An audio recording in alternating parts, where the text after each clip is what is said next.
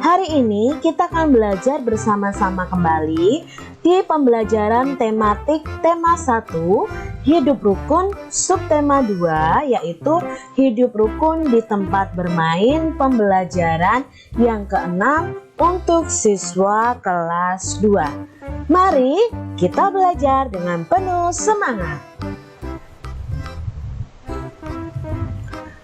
Tibalah saatnya pentas seni Hari Kemerdekaan. Anak-anak menyanyikan lagu wajib belajar. Jadi di sini Udin dan teman-temannya menyanyikan lagu wajib belajar. Nanti adik-adik bisa lihat di channel YouTube Kak Citra, lagu wajib belajar. Kalian bisa pelajari dengan orang tua kalian atau dengan teman dan guru kalian. Nah, ini adalah syair dari lagu wajib belajar. Jadi lagu wajib belajar ini adalah lagu dari Restu Narwan Sutarmas dan syairnya dibuat oleh Restu Narwan Sutarmas dan H. Winarno. Nah, di sini ada syairnya dari Mari Kita Laksanakan Wajib Belajar sampai adil, makmur, sejahtera, merata, bahagia. Nanti kalian bisa cari tahu tentang lagu ini, belajar tentang lagu ini di YouTube channel Kak Citra juga ada, atau kalian bisa cari di video yang lain. Nah, di lagu ini apakah ada kalimat ajakan dalam lagu itu? Coba garis bawahi atau kalian sebutkan kalimat ajakannya.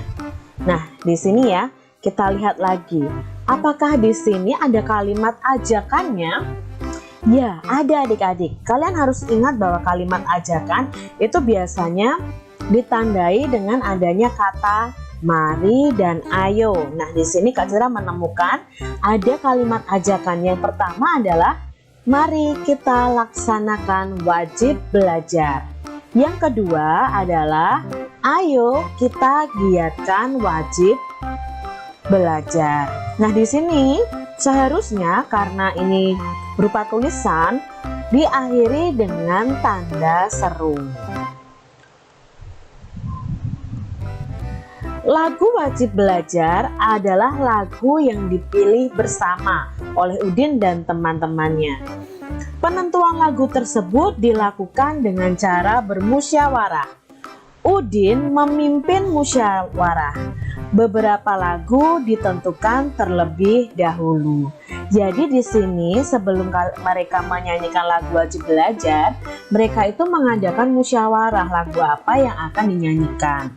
Nah, di sini saat bermusyawarah mereka menentukan terlebih dahulu lagunya apa, lalu kita musyawarahkan sehingga terpilihlah lagu wajib belajar.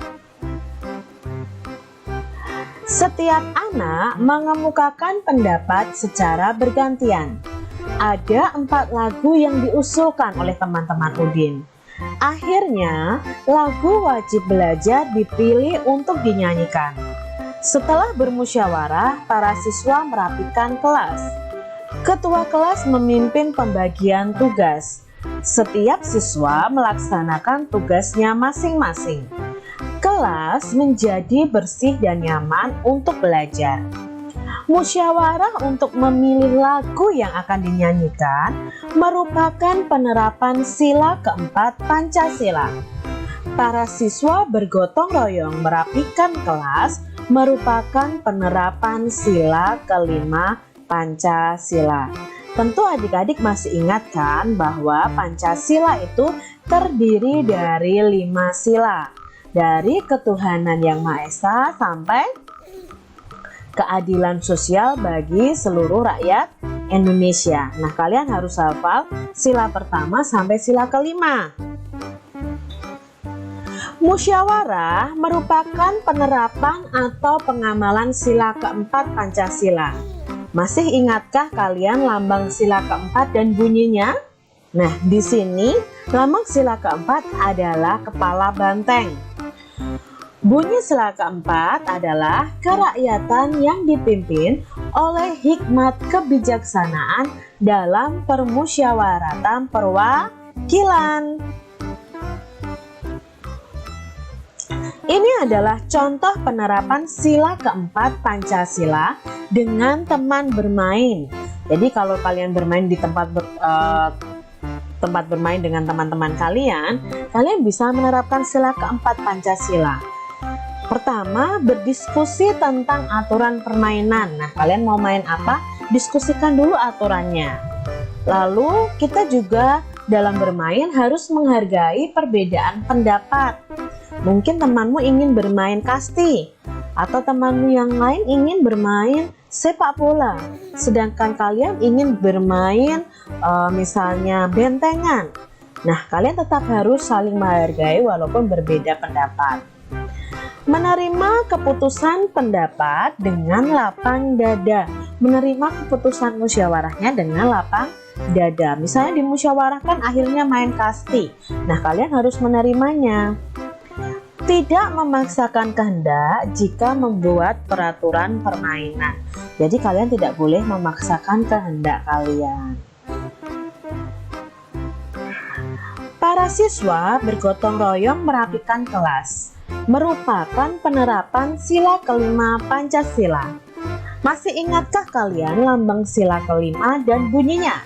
Ayo, lambang sila kelima apa adik-adik?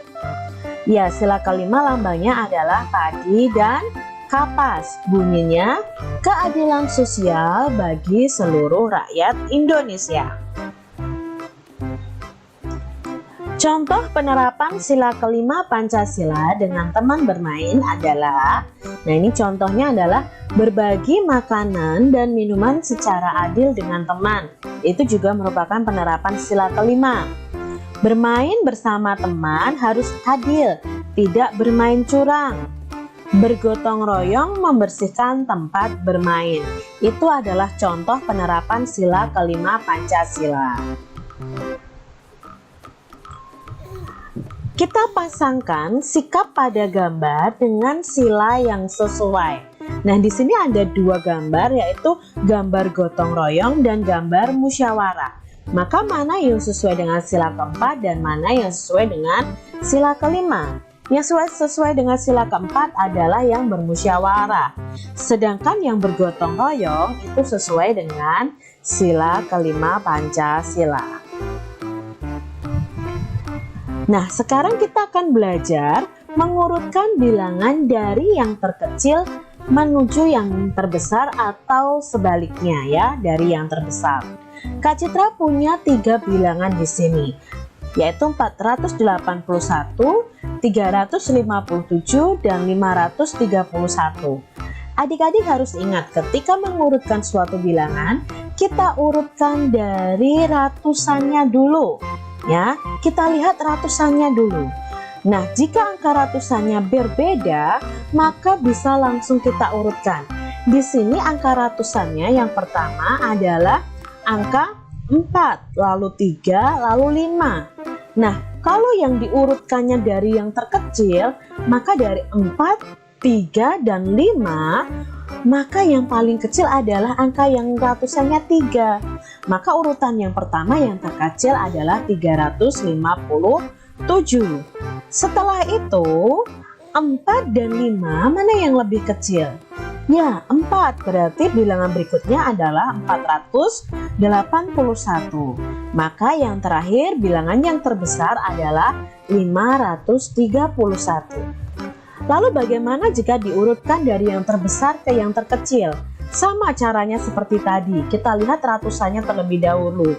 Maka yang paling besar adalah 531. Setelah itu 481 dan yang paling kecil adalah 357. Kak Citra masih punya contoh berikutnya. Ada 3 bilangan lagi, 671, 623, dan 654. Kita lihat dari angka ratusannya dulu. Jika angka ratusannya sama, maka kita lihat puluhannya. Nah, kebetulan di sini angka ratusannya sama, yaitu 6.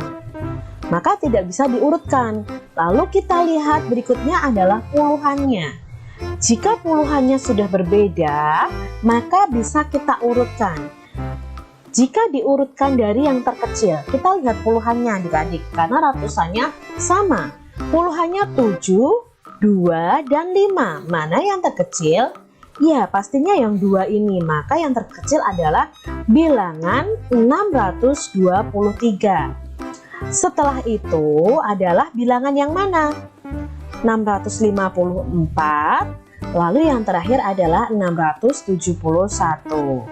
Sedangkan jika diurutkan dari yang terbesar ke terkecil, maka urutannya kita lihat juga puluhannya tadi. 671, lalu 654. Terakhir yang paling kecil adalah 623. Nah, ini kalau ratusannya sama. Kak Citra masih punya lagi.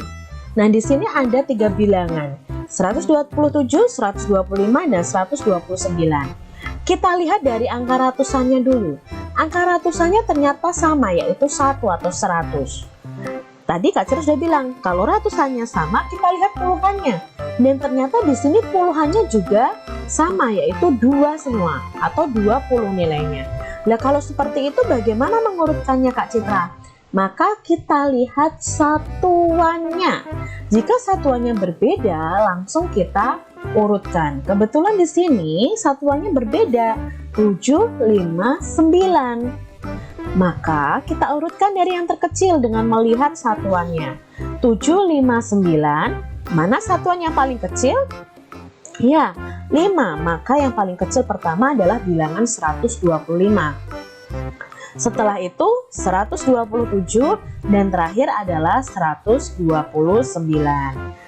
Jika kebalikannya diurutkan dari yang terbesar ke terkecil, maka yang paling besar adalah 129 dan yang paling kecil adalah 125.